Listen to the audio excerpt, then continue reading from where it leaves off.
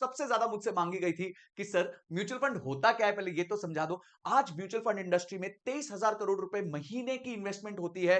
करीबन 4.25 करोड़ से ज्यादा यूनिक इन्वेस्टर बैठे हैं, पर उसके बावजूद भी आज भी लोग म्यूचुअल फंड से डरते हैं। म्यूचुअल फंड है क्या ये समझते नहीं है, और इस वजह से एक अच्छा रिटर्न कमाने की अपॉर्चुनिटी को खो देते हैं। तो आइए आज बेसिक समझते हैं कि म्यूचुअल फंड होता क्या है, म्यूचुअल फंड चलता कैसे, म्यूचुअल फंड के पार्टिसिपेंट्स कौन से हैं, और म्यूचुअल फंड के एक एक पार्टिसिपेंट करता क्या क्या है। तो दोस्तों, म्यूचुअल फंड जैसा नाम सजेस्ट करता है, म्यूचुअल मतलब हम सबका, फंड मतलब पैसा। तो यानी कि हम सबका पैसा जब एक जगह पूल इन होता है और उसको कहीं निवेश किया जाता है, उस चीज को, उस पूल इन को म्यूचुअल फंड कहा जाता है। अब एक उदाहरण देता हूं। आप लोग इन्वेस्ट करना चाहते हैं, आप एक रिलायंस का शेयर लेना चाहते हैं, एक टीसीएस का शेयर लेना चाहते हैं और एक इन्फोसिस का शेयर लेना चाहते हैं। रिलायंस का शेयर का प्राइस आज चल रहा है 3,000, टीसीएस का प्राइस चल रहा है करीबन 4,500 और इन्फोसिस का प्राइस चल रहा है करीबन 2,000। तो 4,500 प्लस 3 7,700 और 2,000 9,500। यानी कि अगर आपके पास 9,500 रुपए होंगे, तभी आप जाके इन तीनों कंपनी में एक एक शेयर ले सकते हो, क्योंकि ये कंपनियां आधा शेयर तो बेचती नहीं है, सवा शेयर तो बेचती नहीं है, पौना शेयर तो बेचती नहीं है।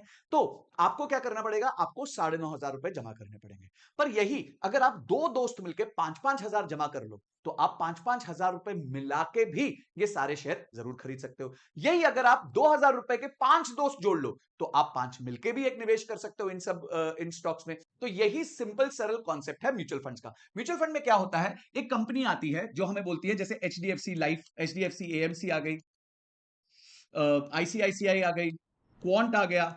ये सब हमें आके क्या बोलते हैं कि सुनिए, हम लोगों के पास 3 चीजें हैं जो आपके पास नहीं है। हमारे पास है नॉलेज। तो दोस्तों, नॉलेज के अलावा उनके पास इंफॉर्मेशन होती है। इंफॉर्मेशन का मतलब क्या है कि वो मार्केट्स में बैठे हुए हैं, कहीं मार्केट गिर गई है, दूसरी कोई इंडियन मार्केट नहीं पर अमेरिकन मार्केट गिर गई, जापानीज मार्केट गिर गई, तो उन वो लोग इन सब चीजों का ट्रैक रखते हैं। हम लोग तो ट्रैक रखते नहीं है। तो उनके पास राइट इंफॉर्मेशन राइट टाइम पे आती है। फॉर एग्जाम्पल, आप समझिए कि कोई ऐसी इंफॉर्मेशन आई जब आप ऑफिस में बैठे हुए थे, पर आप उस इंफॉर्मेशन पे डिसीजन नहीं ले पाए, जिसकी वजह से आपका स्टॉक 20-30% गिर जाए, तो आप क्या करोगे। पर ये लोग क्योंकि मार्केट में बैठे होते हैं, ये इमीडिएटली डिसीजन ले सकते हैं, क्योंकि इनके पास टाइम भी होता है। ये मार्केट में ही बैठे होते हैं, ये मार्केट आवर्स में आंख गढ़ा के बैठे होते हैं कि भाई चल क्या रहा है, कौन सा शेयर ऊपर जा रहा है, कौन सा शेयर नीचे जा रहा है, सब चीजों को ठीक तरीके से ट्रैक करते हैं। तो नॉलेज, इंफॉर्मेशन और टाइम, ये तीनों चीजें एक फंड मैनेजर के पास होती है, और उस वजह से ये फंड मैनेजर हमारा फंड बेटर मैनेज कर सकता है हमसे। क्यों? क्योंकि जब आप खुद का फंड मैनेज करते हो तो थोड़े इमोशंस भी प्ले में आ जाते हैं। आपके लिए प्रॉब्लम हो जाती है, कभी कभी आप राइट डिसीजन नहीं ले पाते। सडनली स्टॉक 30% गिर गया तो आप फ्रीज हो जाते हो, अरे मैं क्या करूं, बेचूं कि नहीं बेचूं। सडनली स्टॉक 10-20% ऊपर चला जाता है तो आपको लगता है पूरा पैसा बन गया, चलो अब मैं बाहर निकल जाता हूं। तो ये सारी चीजें हमारी प्रॉब्लम है, जो एक फंड मैनेजर में नहीं होती। इसलिए फंड मैनेजर राइट पर्सन होता है अपना पैसा डिप्लॉय करने के लिए। अब दोस्तों, ये चार्ट से हमें समझ आएगा कि एक म्यूचुअल फंड ऑपरेट कैसे करता है। ये बीच में जो मैंने सेंटर में गोला मारा है, वो है हमारी asset management company. Asset management company क्या करती है, असेट मैनेजमेंट कंपनी एसेट्स को मैनेज करती है, हमारे पैसों को मैनेज करती है। वो क्या कहती है हमारे इन्वेस्टर को कि यार तुम सारे इन्वेस्टर्स हो, समझिए आज आपको एक रिलायंस, एक टीसीएस, एक इन्फोसिस का शेयर खरीदना है। रिलायंस का शेयर है 3,000 का, टीसीएस का शेयर है 4,500 का और इन्फोसिस का शेयर है 2,000 का। यानी कि कुल मिला के आपको 9,500 रुपए की जरूरत है, पर आपकी जेब में है 5,000 रुपए। तो आप तो शेयर ले नहीं सकते, क्योंकि आधा आधा शेयर तो मिलेगा नहीं।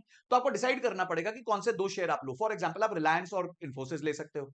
तो टीसीएस तो ले नहीं सकते क्योंकि वो अकेला ही 4,500 का, या फिर आप सिर्फ टीसीएस ले सकोगे, बाकी दोनों नहीं ले सकोगे। तो इस करके आप पर अगर दो लोग हो जिनके पास 5-5 हजार रुपए है, तो आप दोनों मिलकर खरीद सकते हो। अगर आपके पास 5 लोग हैं जिनके पास 2-2 हजार है, तो आप पांचों मिलकर ले सकते हो। यही म्यूचुअल फंड का कॉन्सेप्ट है। म्यूचुअल फंड में सारे निवेशक अपना पैसा पूल करते हैं, डालते हैं। म्यूचुअल फंड एक किट्टी पार्टी की तरह हो जाता है कि किट्टी पार्टी में आके सब अपना पैसा डालते हैं। और ये जो एसेट मैनेजमेंट कंपनी है, उनकी रिसर्च के हिसाब से, उनकी मैंडेट के हिसाब से, मैंडेट का मतलब क्या होता है कि वो पहले जब आपसे पैसा मांगते हैं ना, वो आपको बता देते हैं वो किस तरह के एसेट्स में पैसा डालने वाले हैं, कितना रिस्क होने वाला है, सारी चीजें हमें बता देते हैं। इसलिए क्या बोला जाता है म्यूचुअल फंड्स में कि mutual fund is subject to market risk, please read the offer document carefully before investing. वो ऑफर डॉक्यूमेंट होता है, उसमें सब कुछ बताया जाता है कि ये म्यूचुअल फंड ऑपरेट कैसे करेगा। उसके बाद ये एसेट मैनेजमेंट कंपनी इन असेट्स में इन्वेस्टमेंट करती है। फॉर एग्जांपल, वो गोल्ड ले सकती है, उसके अलावा शेयर्स खरीद सकती है कंपनी के, बॉन्ड्स खरीद सकती है। जो जो बड़ी कंपनियां होती हैं, वो बॉन्ड्स इशू करती है। जब उनको उधार लेना होता है तो वो बॉन्ड्स भी इशू करती है। और गवर्नमेंट के भी बॉन्ड्स होते हैं, जब गवर्नमेंट हमसे पैसा लेती है। तो बट ये बॉन्ड्स जो होते हैं, इनमें मिनिमम टिकट साइज 10-10 लाख रुपए का भी होता है। अब आपके मेरे पास हो सकता है 1 ही लाख रुपए हो, तो हम जैसे बहुत सारे इन्वेस्टर्स का पैसा डाल के वो बॉन्ड्स भी खरीद सकते हैं। तो ये एक म्यूचुअल फंड का ऑपरेशन है, जिस तरीके से म्यूचुअल फंड होता है। म्यूचुअल फंड में एसेट मैनेजमेंट कंपनी का हमने एग्जांपल लिया, जैसे एचडीएफसी, आईसीआईसीआई, क्वांट, बंधन, और जिनको आप जानते हो आप जरा कमेंट बॉक्स में जरूर लिखो कि कौन कौन से और म्यूचुअल फंड्स है, एएमसी हाउसेज हैं जिनको आप जानते हो। तो इस तरीके से एक म्यूचुअल फंड ऑपरेट करता है। अब आइए जानते हैं कि म्यूचुअल फंड्स के मेन इंपॉर्टेंट प्लेयर्स कौन है, यानी कि कौन लोग हैं जो म्यूचुअल फंड ऑपरेट करते हैं, हमारे यहां कैसे वो रेगुलेट होता है। तो सबसे ऊपर है हमारा securities exchange board of India, जो हमारा माई बाप है, जिसे हम सेबी भी कहते हैं। तो सेबी जो है वो पूरे इस एसेट मैनेजमेंट कंपनीज को गवर्न करता है, क्योंकि ये स्टॉक मार्केट में इन्वेस्ट करते हैं और स्टॉक मार्केट का माई बाप है सेबी। तो सेबी हम सबका बाप है। उसके अलावा आ जाती है एएमसी। एएमसी वो कंपनी है जो म्यूचुअल फंड को फ्लोट करती है, मेरे और आपके जैसे निवेशक से पैसा लेती है। हमने कुछ नाम देखे थे एएमसी के, जो हम लोगों ने पीछे वीडियो में समझे।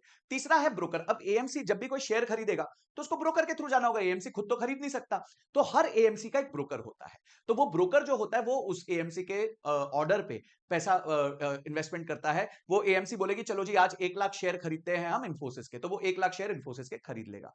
चौथा जो है वो होता है ट्रस्टी। ट्रस्टी का मतलब क्या होता है, हमने तो पैसा दे दिया, हमारे बिहाफ पे कौन लड़ेगा कल को, तो एक ट्रस्टी अपॉइंट होता है, और ये ट्रस्टी जो है हमारे और म्यूचुअल फंड के बीच का एक डॉक्यूमेंट करता है। अब आप बोलोगे संजय जी मैं तो कभी डॉक्यूमेंट साइन नहीं करता। No problem.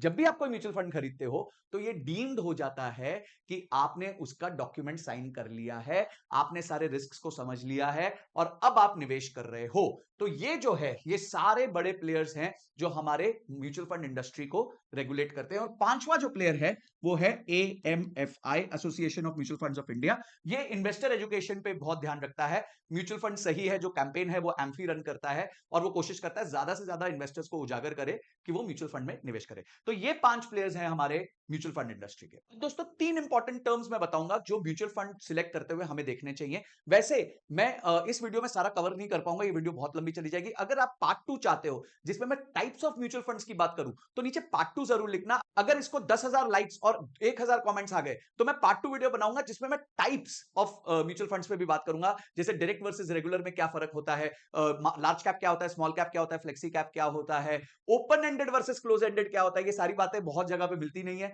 तो अगर आप चाहते हो तो कमेंट बॉक्स में लिखना और वीडियो को 10,000 लाइक्स और 1,000 कमेंट्स तक जरूर पहुंचा देना। तो आते हैं टर्म्स, 3 इंपॉर्टेंट टर्म्स में। पहला है नेट असेट वैल्यू, जिसे हम एनएवी भी कहते हैं। अब इसको बहुत सरल तरीके से समझते हैं। एक म्यूचुअल फंड है जिसने कुछ शेयर्स में इन्वेस्ट किया।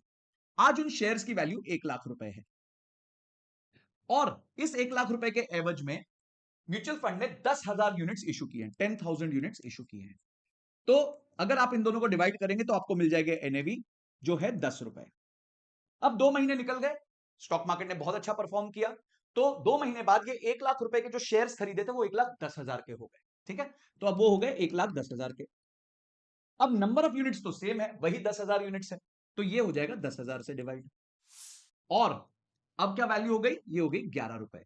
तो आपने अगर 10 रुपए पे निवेश किया था तो अब वो एनएवी हो गई 11 रुपए। जो शेयर होता है उसके केस में होता है प्राइस, और जो म्यूचुअल फंड होता है उसके केस में होता है एनएवी। यानी म्यूचुअल फंड का प्राइस एनएवी होता है, पर उसको प्राइस नहीं कहते, नेट एसेट वैल्यू कहते हैं, क्योंकि म्यूचुअल फंड बहुत सारे असेट्स में निवेश करता है और वो यूनिट्स इश्यू करता है, शेयर्स इश्यू नहीं करता है। सेकंड आ गया टीईआर, जिसे हम कहते हैं टोटल एक्सपेंस रेशियो। देखिए क्या है, अब कोई आपसे पैसे ले रहा है, मेहनत कर रहा है, दिमाग लगा रहा है, टीम बैठा रहा है, ऑफिस लगा रहा है, सारे डॉक्यूमेंटेशन करेगा, कंप्लायंसेस करेगा, तो कुछ तो पैसा लेगा। तो वो क्या कहते हैं, हम आपसे कुछ पैसा एक्सपेंस के फॉर्म में लेंगे, यानी जब भी आप निवेश करोगे हम थोड़ा सा अपने पास रख लेंगे। अब ये जो टोटल एक्सपेंस रेशियो है ये 0.05% से लेके करीबन 2.5% तक भी जाता है। 0.05% से लेके 2.5% तक भी जाता है, यानी कि 10,000 रुपए में 50 रुपए से लेके 10,000 रुपए में 200 रुपए तक चला जाता है। तो जब भी आप निवेश करते हैं तो जो भी म्यूचुअल फंड की कंपनी होती है, एएमसी होती है, वो थोड़ी सी अपने लिए फीस रखती है ताकि वो अपने खर्चे निकाल सके। और ये फीस जब आप म्यूचुअल फंड को स्टडी करेंगे तो आपको सामने सामने दिखेगी, जिसके बारे में भी मैं वीडियो जरूर बनाऊंगा। और तीसरा जो टर्म है वो है एग्जिट लोड। अब देखिए दोस्तों, एक चीज याद रखना, हर म्यूचुअल फंड चाहता है आप लंबे समय के लिए निवेश करें। ठीक है, अब आपने पैसा डाल दिया, अब आपने 3 महीने बाद सोचा मैं अपना पैसा निकाल लेता हूं। तो जब वो पैसा निकालते हैं ना तो म्यूचुअल फंड पे एक प्रेशर आता है। अब म्यूचुअल फंड आपको पैसा कैसे देगा, अपने शेयर्स बेचेगा तभी तो पैसा देगा, नहीं तो वो बेचारा पैसा कहां से लाएगा। तो जब वो शेयर्स बेचता है, खरीद बेच करता है छोटे टाइम में, तो उसने जो प्लानिंग की होती है वो डिस्टर्ब हो जाती है। तो वो डिस्टर्बेंस आपने कॉज करी, इसके लिए आपको एग्जिट लोड लगता है, क्योंकि वो नहीं चाहता कि आप 1 साल तक उसको छोड़ के जाओ, क्योंकि मिनिमम 1 साल लगता है कोई भी इन्वेस्टमेंट को फ्रुक्टिफाई करने में। तो ये एग्जिट लोड करीबन 1% होता है, यानी कि आपने 10,000 रुपए डाले थे, आज वो 10,000 रुपए समझो 6 महीने में 20,000 हो गए, फॉर एग्जाम्पल। वैसे होता नहीं है इतना बड़ा रिटर्न, एक उदाहरण ले लो, 10,000 20,000 हो गए। तो जब आप बाहर निकालोगे पैसा, क्योंकि 1 साल नहीं हुआ है, तो आप पे 1% का एग्जिट लोड लगे, और 20,000 का जो 1% होता है वो होता है 200 रुपए। तो जब आप 20,000 निकालोगे, उसमें से 200 रुपए आपको कट के आएगा, जिसे हम एग्जिट लोड कहते हैं। तो दोस्तों ये कुछ टर्म्स थे जो हमें समझने चाहिए जब भी हम एक म्यूचुअल फंड को स्टडी करते हैं। आज इस वीडियो में हमने समझा म्यूचुअल फंड होता क्या है, म्यूचुअल फंड के मेजर प्लेयर्स क्या हैं, म्यूचुअल फंड का कॉन्सेप्ट कैसा है, और म्यूचुअल फंड हमारे लिए इंपॉर्टेंट क्यों है। क्योंकि हम अगर छोटे निवेशक हैं, हम वो शेयर नहीं खरीद सकते, तो हम एक म्यूचुअल फंड के थ्रू डेफिनेटली वो शेयर खरीद सकते हैं और अपनी इन्वेस्टमेंट जर्नी चालू कर सकते हैं। तो दोस्तों अगर आप, फिर से बोलूंगा, पार्ट 2 चाहते हैं जिसमें मैं सारे टाइप्स ऑफ म्यूचुअल फंड्स की बात करूं, तो पार्ट 2 जरूर कमेंट करना। और मैंने म्यूचुअल फंड्स पे बहुत सारी वीडियोस बनाई हैं, उनको जरूर देखना, ईटीएफ पे देखना, और इस वीडियो को फैला दो, चैनल को सब्सक्राइब कर दो, घंटी बजा दो, नहीं तो पता नहीं चलेगा इतनी अच्छी अच्छी वीडियोस आके निकल जाएंगी। और आई बटन पे ना ऊपर प्लेलिस्ट अटैच कर रहा हूं, उस प्लेलिस्ट को देखते रहना, आपके लिए अपने आप में एक एजुकेशनल मास्टर क्लास हो जाएगी म्यूचुअल फंड और ईटीएफ की। और कौन सी वीडियो आपसे, आपको मुझसे अपेक्षा है, वो जरूर बताना। और अगली वीडियो तक जय हिंद जय भारत।